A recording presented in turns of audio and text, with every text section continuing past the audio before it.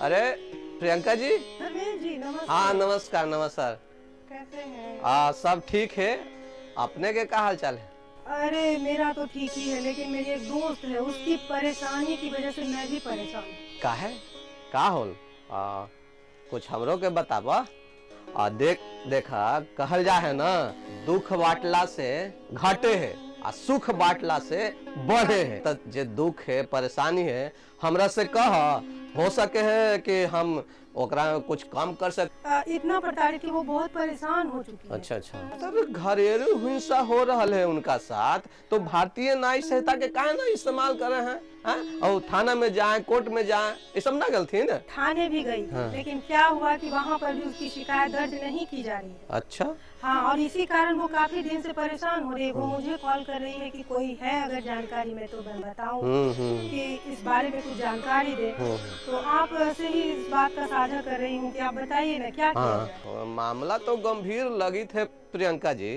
तो हाँ हाँ याद आए, वो हमार जानकारी में वो वकील साहब हथिन शंभू प्रसाद, सिविल कोर्ट के वकील हथिन, बहुत अच्छा जानकार रखथिन। वो बहुत अच्छा से आपके समझा सकलथिन, दूर कर सकलथिन आपके समस्या के। तो इस सब के अगर जानकारी आपको चाहिए ना, तो इमें बहुत मदद वो हम सब के कर सकलथिन। अच्छा, तो मिलवाइए ना उनसे। तो हाँ, हम तो जाई थी और उन्हीं के बुलाहटा पे क्या गांव में आयल थी ना, बगीचा में। अच्छा। हाँ, तो हम उमें जाए थे।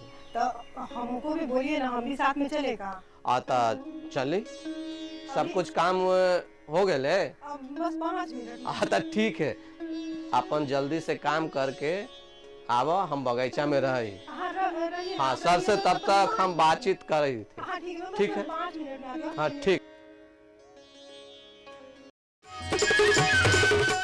वर्तमान समय में भारतीय दंड संहिता में नव गठित सरकार द्वारा किए जाने वाले बड़े बदलाव चर्चा का विषय बने हुए हैं।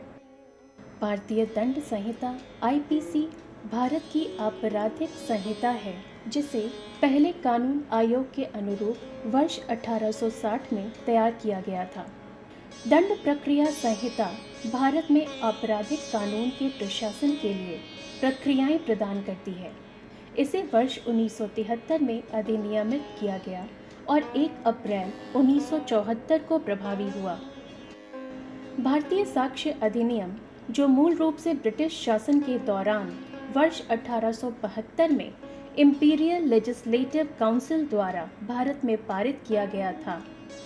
ये तो हुई इन कानूनों की जानकारी। अब बात करें बदलाव की, तो हाल ही में केंद्रीय गृह मंत्री ने लोकसभा में 3 विधेयक पेश किए, जिनका उद्देश्य ब्रिटिश शासन के दौरान भारत में लागू किए गए भारतीय दंड संहिता, दंड प्रक्रिया संहिता और भारतीय साक्ष्य अधिनियम को निरस्त कर उसमें बदलाव करना है। ये विधेयक इस प्रकार है। भारतीय दंड संहिता 1860 के स्थान पर भारतीय न्याय संहिता विधेयक 2023, दंड प्रक्रिया संहिता 1898 के स्थान पर भारतीय नागरिक सुरक्षा संहिता विधेयक 2023, साक्ष्य अधिनियम 1872 के स्थान पर भारतीय साक्ष्य विधेयक 2023। और अब बात करते हैं कि क्या है इन बदलावों की खासियत और उनकी ज़रूरत। तो सबसे पहले जानते हैं भारतीय न्याय संहिता विधेयक के बारे में। भारतीय न्याय संहिता विधेयक 2023 की मुख्य विशेषताएं। यह विधेयक आतंकवाद एवं अलगाववाद, सरकार के विरुद्ध सशस्त्र विद्रोह, देश की संप्रभुता को चुनौती देने जैसे अपराधों को परिभाषित करता है। विधेयक विशिष्ट अपराधों के लिए सजा के रूप में सामुदायिक सेवा का प्रावधान करता है, जो अपराधियों को सुधारने और जेलों में भीड़ को कम करने में मदद कर सकता है। विधेयक में चार्जशीट दाखिल करने के लिए अधिकतम 180 दिनों की सीमा तय की गई है, जिससे अभियोजन की प्रक्रिया में तेजी आ सकती है और अनिश्चितकालीन देरी को रोका जा सकता है। अब जानते हैं कि भारतीय साक्ष्य विधेयक 2023 की मुख्य विशेषताएं क्या है। यह विधेयक इलेक्ट्रॉनिक साक्ष्य की स्वीकार्यता जैसे प्रामाणिकता और विश्वसनीयता हेतु विशिष्ट मानदंड निर्धारित करता है। यह डीएनए साक्ष्य की स्वीकार्यता के लिए विशेष प्रावधान प्रदान करता है। यह विशेषज्ञ की सलाह को मेडिकल राय, लिखावट, विश्लेषण जैसे साक्ष्यों के रूप में मान्यता देता है। यह आपराधिक न्याय प्रणाली के मूल सिद्धांत, जिसका अर्थ है कि अपराध के आरोपी प्रत्येक व्यक्ति को तब तक निर्दोष माना जाता है जब तक कि उचित संदेह से परे दोषी साबित न हो जाए। और अंत में कुछ बातें भारतीय नागरिक सुरक्षा संहिता विधेयक 2023 की। यह परीक्षणों, अपीलों और गवाही की रिकॉर्डिंग के लिए प्रौद्योगिकी के उपयोग को बढ़ावा देता है। यह विधेयक यौन हिंसा से बचे लोगों के बयान की वीडियो रिकॉर्डिंग को अनिवार्य बनाता है।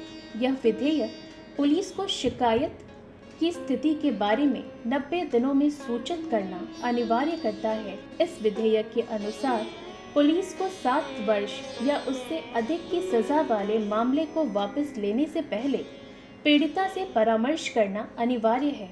यह फरार अपराधियों पर न्यायालय द्वारा उनकी अनुपस्थिति में मुकदमा चलाने और सजा सुनाने की अनुमति देता है। इन बड़े बदलावों के सकारात्मक परिणाम की उम्मीद की जा सकती है।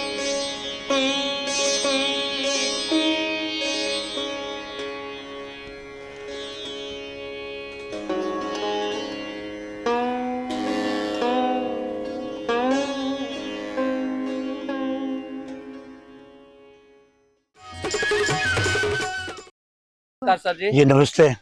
सर जी, हमारे इस गांव के बगीचे में आपका हार्दिक स्वागत है सर जी। धन्यवाद। आपसे मिलने की इच्छा तो हम सबको हमेशा रहती है और आपसे काफी कुछ सीखने को मिलती है। सर, आपका यहाँ बुलाने का पर्पस सर, हमारे एक महिला मित्र है प्रियंका जी, उनके परिवार में कुछ घटना घट गई है। तो भारतीय न्याय संहिता के बारे में हम उनको बता रहे थे, लेकिन वो संतुष्ट नहीं हो पा रही थी।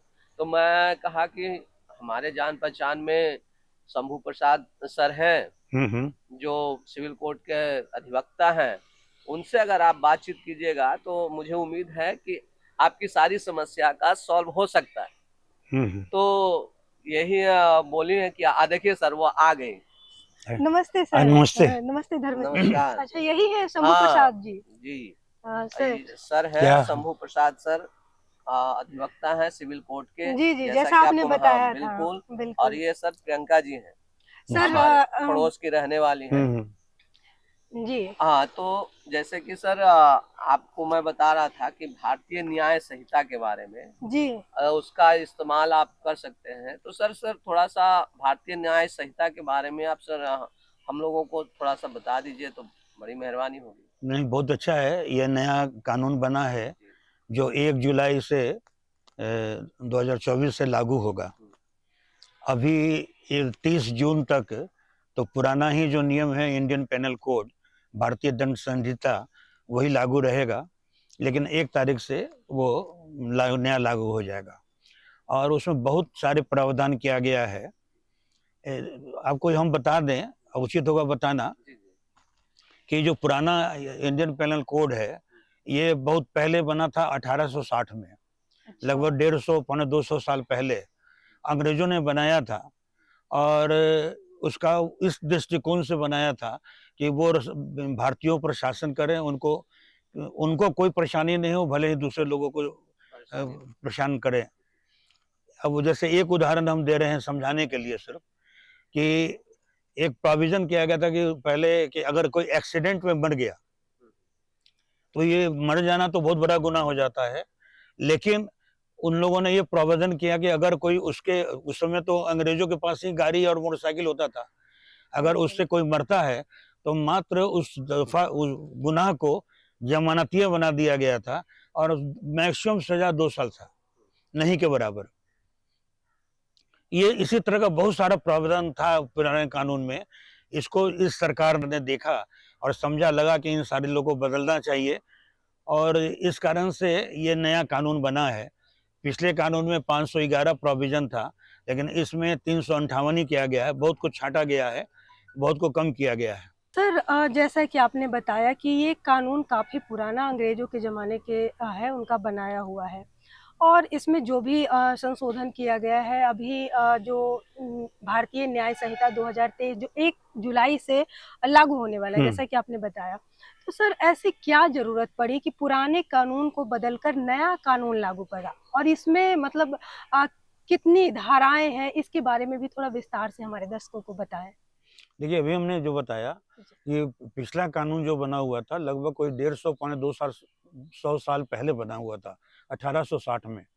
उस समय की जो परिस्थिति देश की थी सो और आज उसमें बहुत सारे परिवर्तन हुए हैं। जैसा कि हमने आपको बताया अभी कि पहले में इसको और कंडेंस्ड बनाया है, मुख्य मुख्य द्वारा लाया गया है, कुछ को छोड़ा गया है, कुछ को नया ऐड किया गया है और इसमें प्रोविजन किया गया है कि आज के संदर्भ में जो हिंदुस्तान में जो कुछ क्राइम हो रहा है उसको किस तरह से इस कानून के दायरे में लाया जाए, इसको सोच करके यह नया कानून बनाया गया है जो 1 जुलाई से लागू होगा।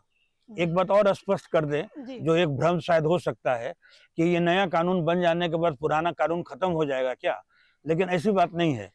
30 जून तक जो भी गुनाह होता है उसका ट्रायल और उसका देखरेख अनुसंधान पुराने एक्ट से ही होगा। जैसा कि हम सब गांव घर के रहे वाला आदमी है और गांव घर के लोग के ध्यान में रख के ये कार्यक्रम भी करल जा रहा है। तो सभी गांव घर में रहे वाला हर जैसे कि महिला पुरुष सब लोग हुआ थे, तो गांव घर के या जो भी महिला हथिन अपने हम सबके समाज में, क्या उनका खातिर भी ई कानून में, महिला सबके खातिर भी ई कानून में कोई विशेष ध्यान रखल गेल है कि ना रखल गेल? इस नए कानून में इसका बहुत अच्छा प्रावधान किया गया है और बहुत विस्तृत किया गया है।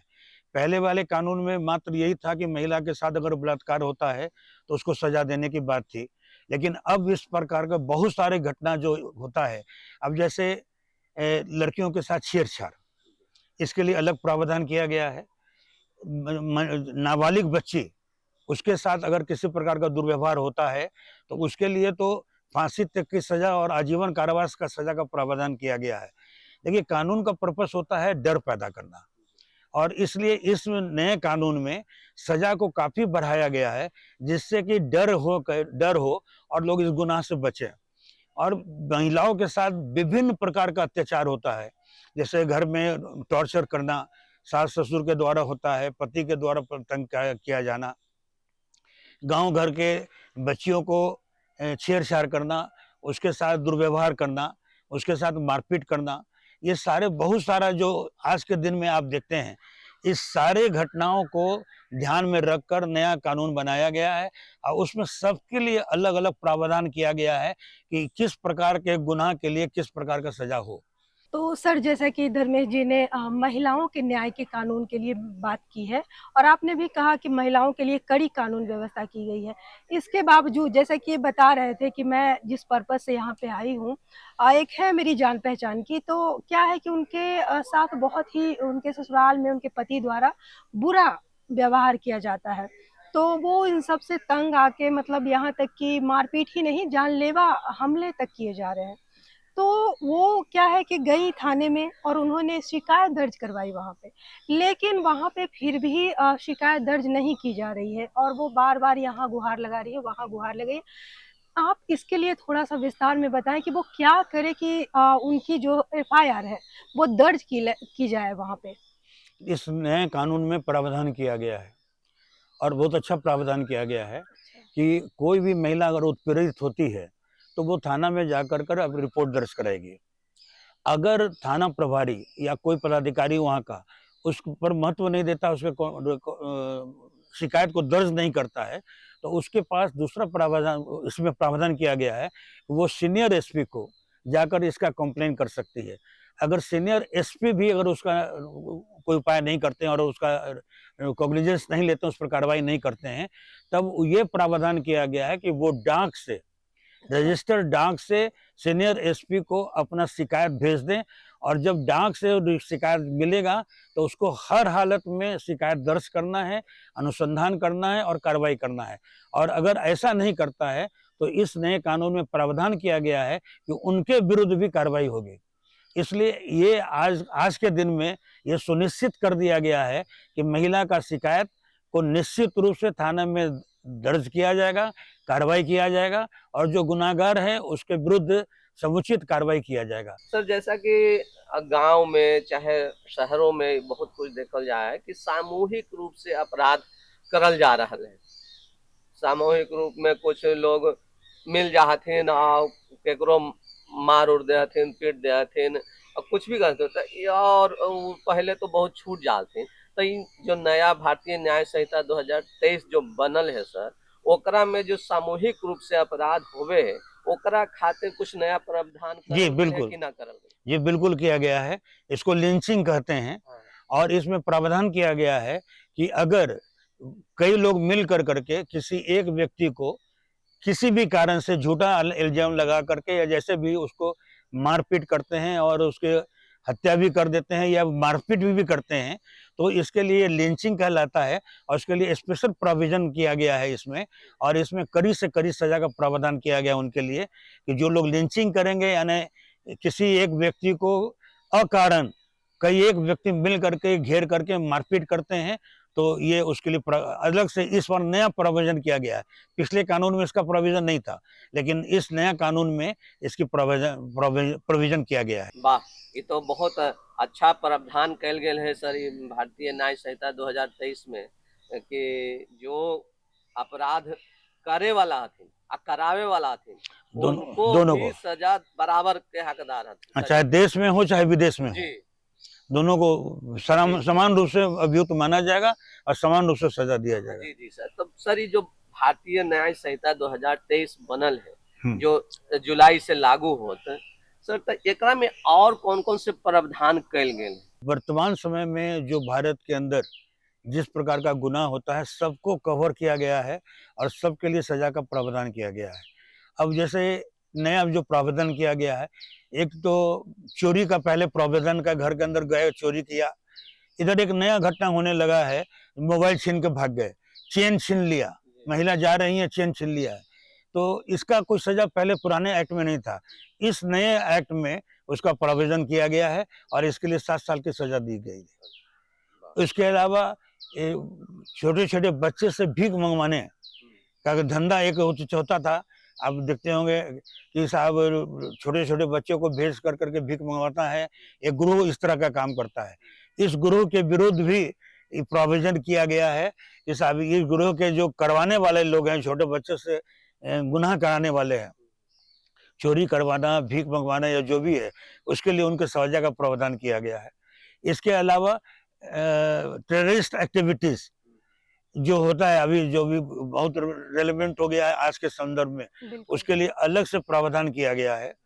छोटे बच्चों के साथ अगर कोई गुनाह किया जाता है किसी भी प्रकार का, उनका यौन शोषण या उनके साथ और भी दुर्व्यवहार होता है, उसके लिए अलग से प्रावधान किया गया है। इसके साथ साथ आपको और भी बहुत सारे प्रावधान है जिसमें सजा पहले कम थी, उसको और बढ़ाया गया है, इस कारण से कि डेटरेंट हो, डर के कारण से गुनाह का कम हो जाए। देशद्रोह का इसमें एक नया प्रोविजन किया गया है कि जो व्यक्ति राष्ट्र के विरुद्ध कोई ऐसा काम करता है जिसके कारण से राष्ट्र को हानि होता है, देश को हानि होती है या सरकार को हानि होती है, सरकार को भी इसमें जोड़ा गया है, वो भी सजा याफ्ता होंगे, वो भी उन पर भी कार्रवाई होगी और मुकदमा चलेगा और सजा दिया जाएगा। बहुत अच्छा बात बतैलथिन अभी सर भारतीय न्याय संहिता 2023 के बारे में, कौन कौन से कानून में सुधार कल गए और कौन कौन से कानून के और मजबूत कल गए ताकि गुनाह करे वाला भी डरे आ जेकरा साथ गुनाह हो ओकरा भी न्याय अच्छा से मिल सके। तो ये सब बात इतना अच्छा से बतैलथिन कि बहुत एकरा लगे बहुत बहुत धन्यवाद सर आपने के।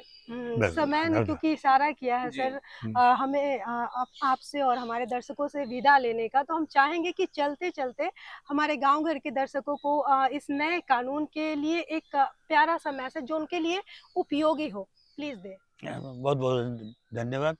देखिए, ये नया कानून आया है, नया कानून के बारे में बहुत लोगों को जानकारी नहीं है।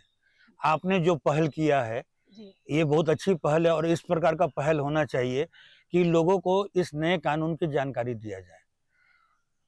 और जब ये नया कानून की जानकारी मिल जाएगा तो हर व्यक्ति को अपने अधिकार और अपने अधिकार के सीमा की जानकारी हो जाएगी और उसके आधार पर वो अपनी सुरक्षा खुद भी कर सकते हैं, अगले जो गुनाह करता है उसको सजा दिलाने का भी काम कर सकते हैं।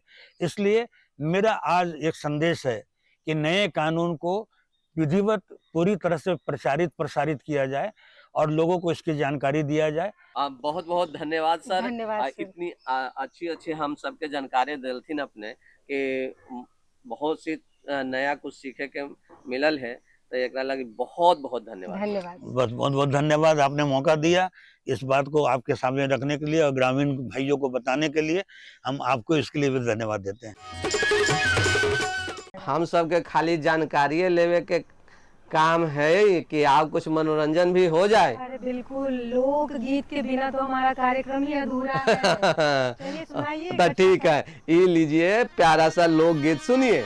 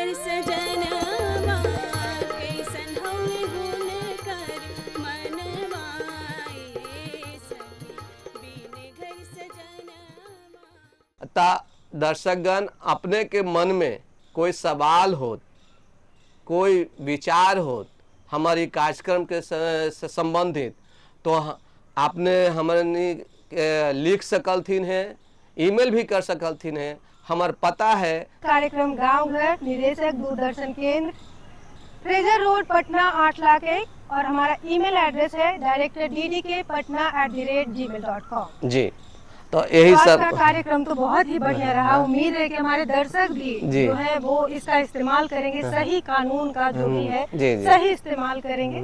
और हम सब लेते हैं विदा। जी, नमस्कार।